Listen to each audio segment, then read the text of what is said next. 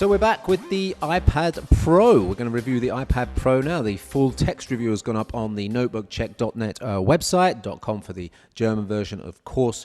And not only have we got the iPad Pro here, the 12.9-inch 4.3 Uber tablet, but we've also got the pencil, which is an important part of this pen-capable device. You can see that on the screen there. We've also got the silicone case, and we've got the smart cover as well. So there's the smart cover. I'll show you those as well. But in the video, I want to really just go over our review lab test results. So I'm going to give you information about the screen, about the cameras, audio quality, and of course, battery life and performance. So let's take a look at that now, and let's start with some of the specifications of the device, and we'll have a look around the iPad Pro.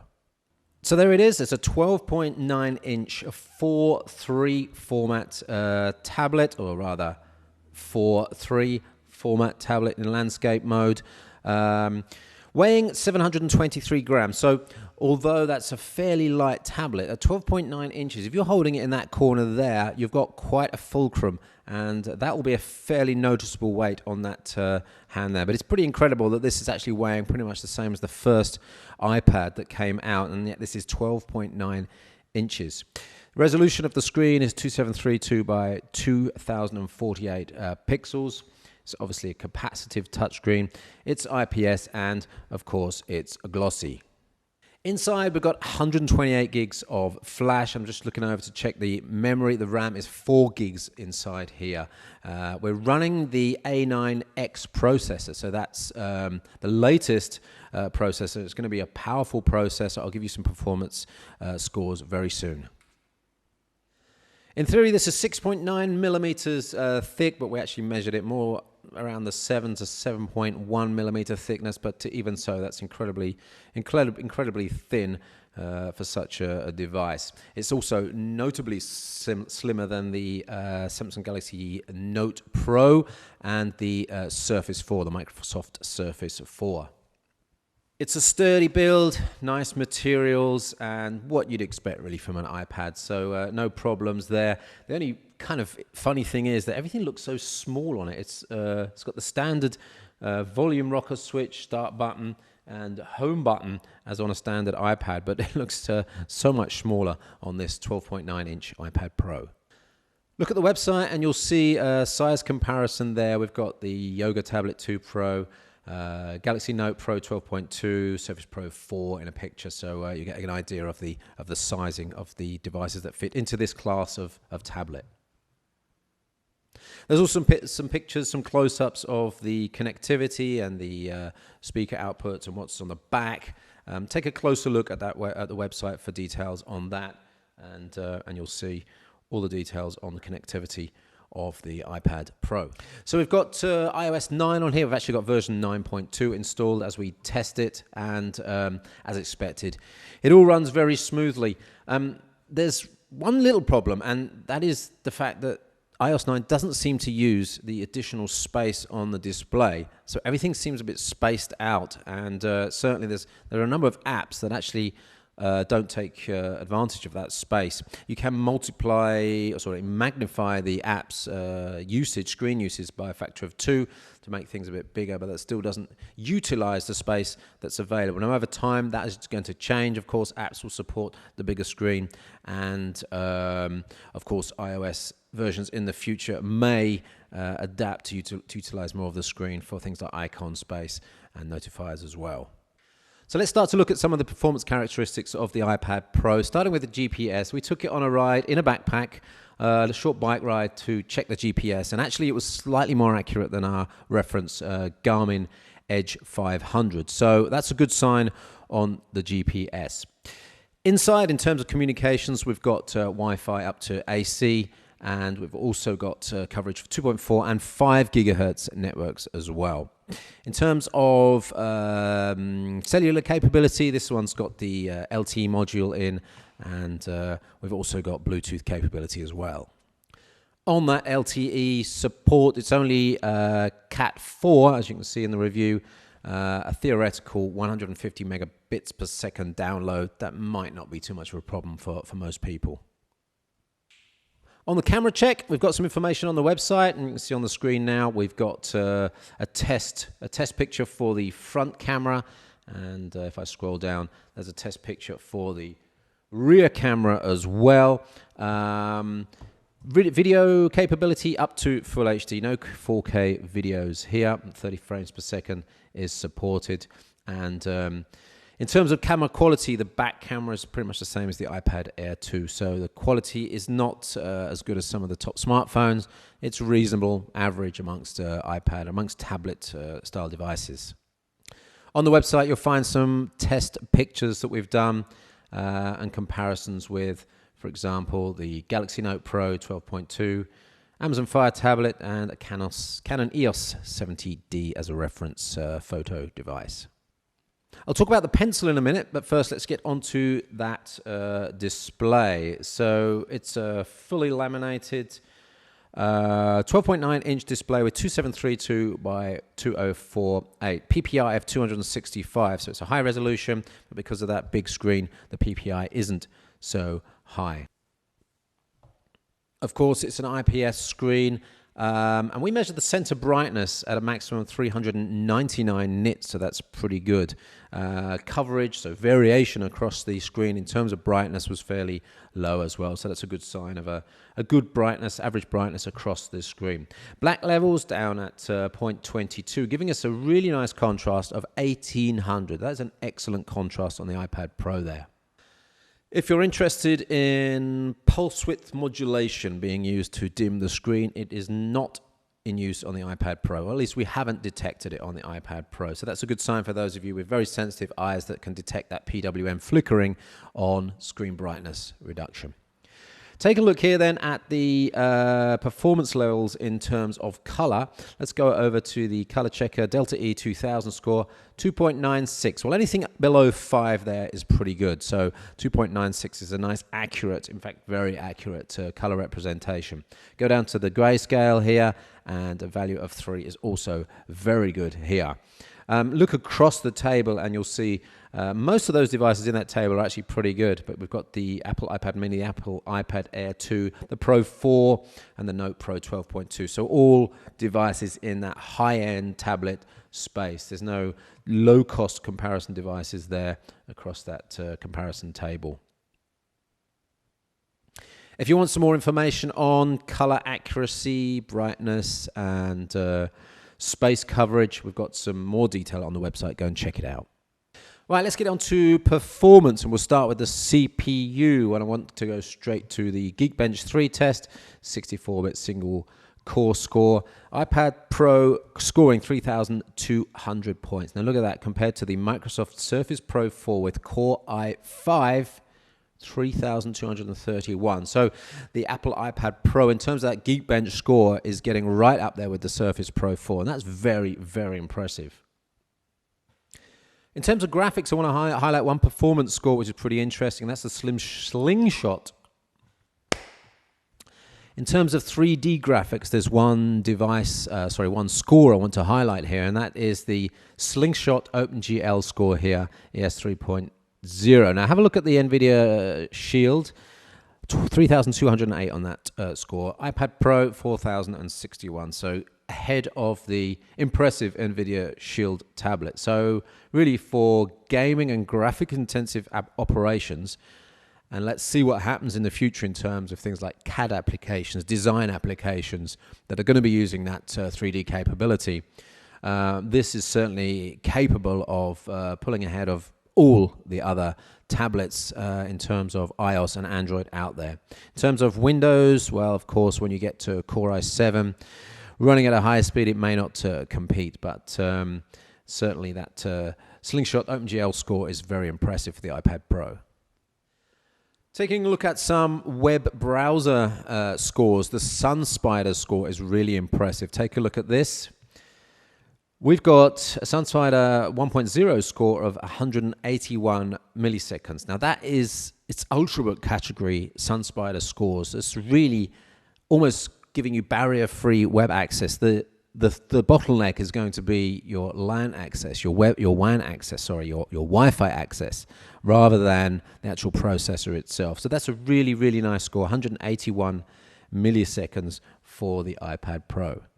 Let's take a break from the performance scores now. I want to take a look at a couple of accessories. We'll start with the smart cover. Of course, you'll probably know about the smart cover from other iPads. It's classic smart cover and probably going to be a must-have for most iPad owners, I would imagine.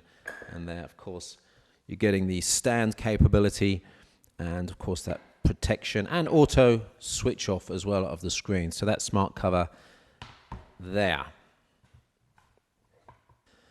Now, if you want a bit of edge protection and back protection and something a little bit more grippy, the silicone cover, which goes across the back there and is very easy to fit, leaves all the access to the ports for you, is the one you probably want to choose. And take a look at that there. That's the silicone cover. Now, it can be combined with the smart cover.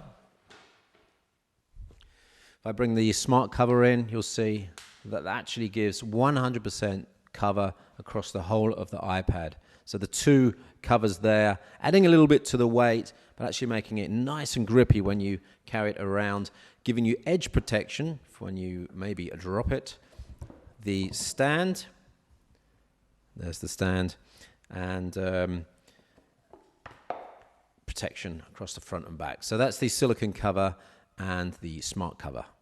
Now let's take a look at the Apple Pencil. This is a 21-gram light, fairly long pencil. In fact, if you take a look at that compared to the Surface Pro 4 pen, or the Surface Pro 3, actually, the one we got here, it's a lot longer. So it actually doesn't fit into a pocket as easily as maybe the Surface Pro pen would, but it's nicely weighted.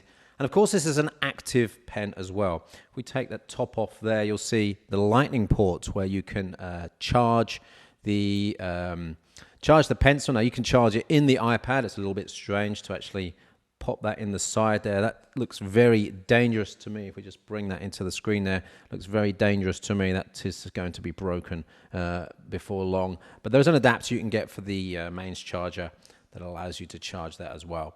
The tip is interchangeable as well. You get an extra replacement tip there, and you get a replacement top as well. That's only magnetically held down, so be careful that you don't lose that.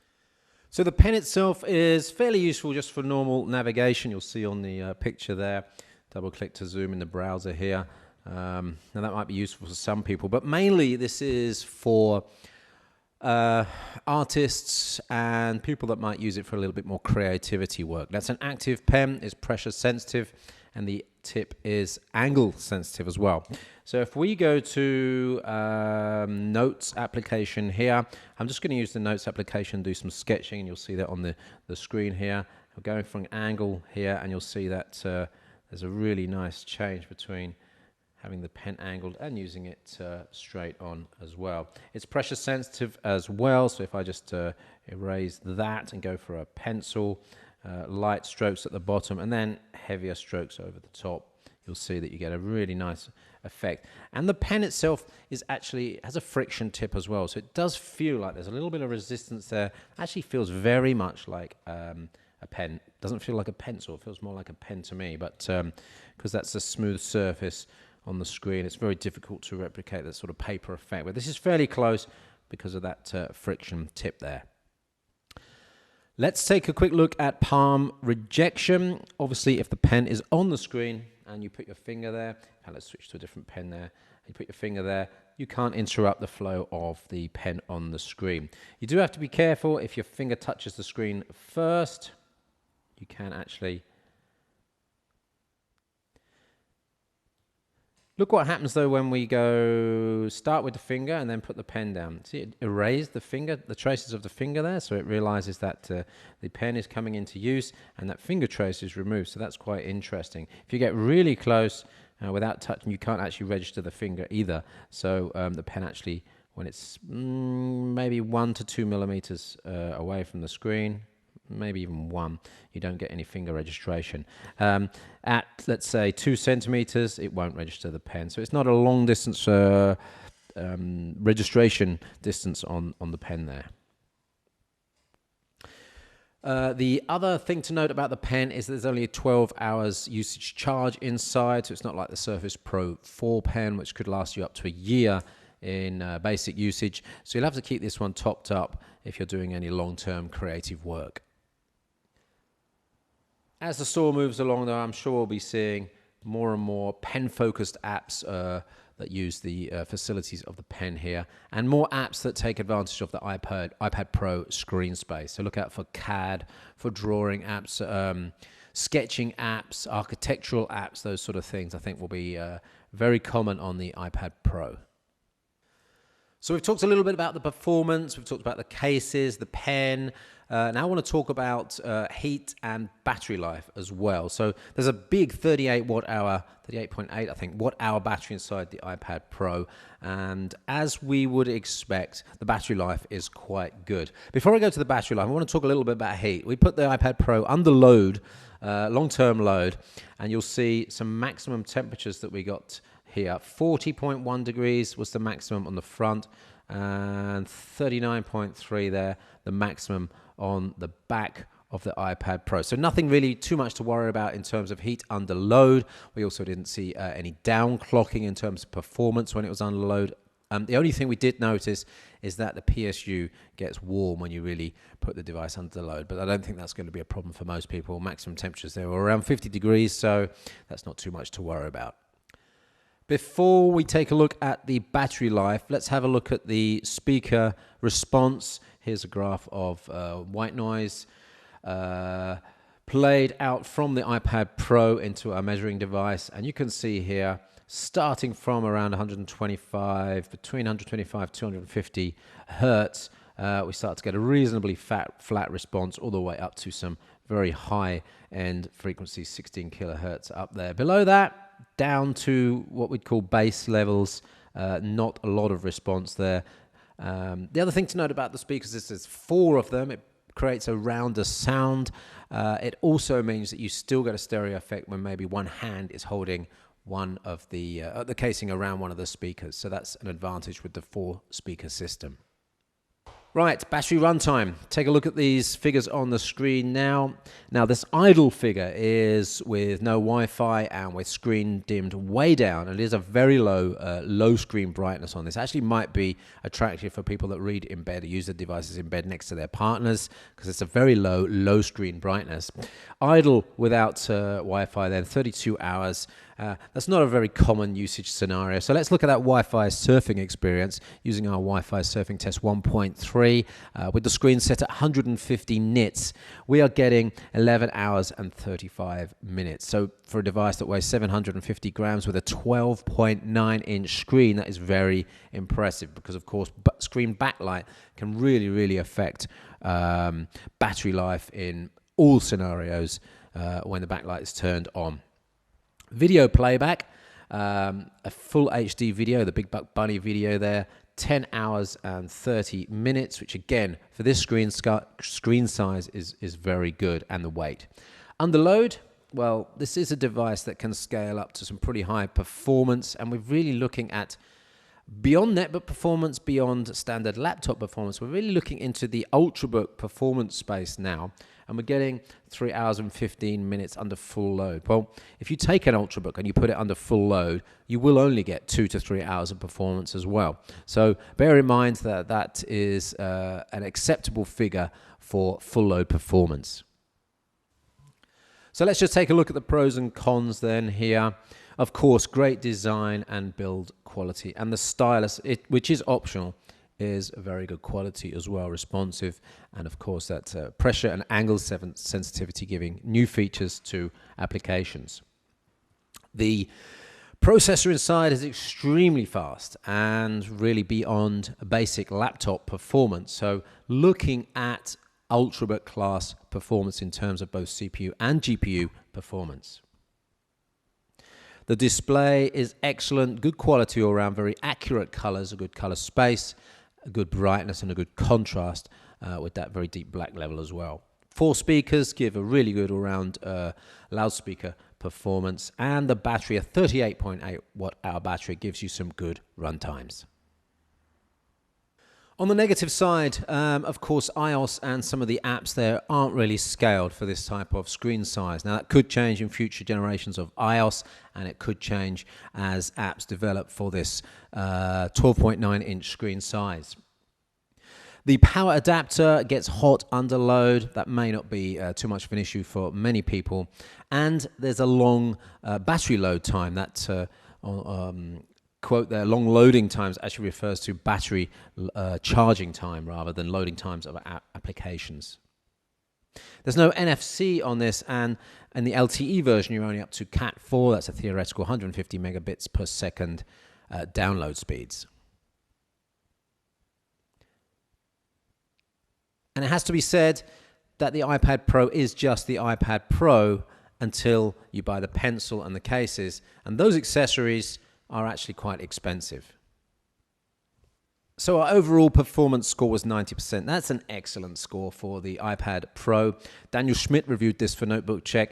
So go and check the full review out at the website, where you'll find a breakdown of that 90% score. So if you're looking at, for example, screen quality is your main feature, the main feature that you require, have a look at the screen quality performance report there, which also got 90%. We got 100% performance score for application performance in this category, and only, for example, 63% in terms of connectivity, which is always an iPad issue.